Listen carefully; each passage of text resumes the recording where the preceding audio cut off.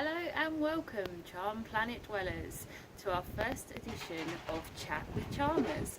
I'm this week's host, Emma McLean, and here are my co-hosts, Flynn McLean and Darcy McLean. And today we're going to be taking a question from a caller, and we're going to do our best to answer it and hope that we can all gain some knowledge from the question and answer session. So, let's get cracking with that. I'm just getting the question in my ear now. Okay, lovely. We've got a caller on line one, and our first caller is called Blaze, aka Turbo, and he's living in Shropshire. And Blaze would like to know why it is when we sign up for horse charming coaching, we strongly recommend exclusivity. Now, that's a really good question, Blaze, and what I'll do first of all is just explain what we mean by exclusivity in terms of training. Now, what we mean by that is it's not going to work for you, and it's not going to work for your horse if you are dabbling with different methods and different trainers and having a bit of positive reinforcement coaching on the side, or vice versa. Basically, positive reinforcement is only compatible with positive reinforcement, so it doesn't work alongside, it doesn't work well for the horse alongside a bit of this or a bit of that, or a bit of natural horsemanship, a bit of pressure release, or a bit of straightness training. So if you're with us, we ask you to be with us. And that isn't because we're greedy and we want your business, because if you're undecided or you want to be doing those other things, then you're probably not for us right now, or we're not for you right now, I should say.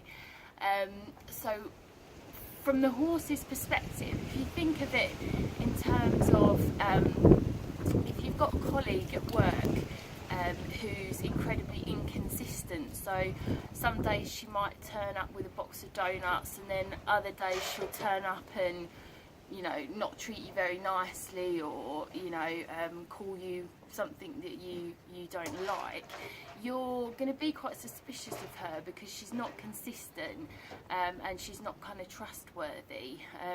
So what we want for your horse is for them to feel that you are a consistent presence basically in their life, and a consistent trainer for them. So that means using positive reinforcement methods all of the time, or as much as feasibly possible. Obviously, we know that while you're transitioning, you might have to do the best you can in certain areas, particularly if you're on livery and things like that. But what we ask from you is that you basically try to, as far as possible, abandon pressure release, because it just doesn't work alongside training with food, and there's an emotional consequence for your animal. And we know from the scientific studies, and all the best thinking in the world on animal training tells us that using pressure release or pressure relief with horses has an emotional consequence, and that is a negative emotional consequence for the horse. So as positive reinforcement and force-free trainers, we don't want you using that alongside our methods, because you're going to lose out in the long run, and so is your horse, and it isn't going to work for you. So that is why we ask for exclusivity.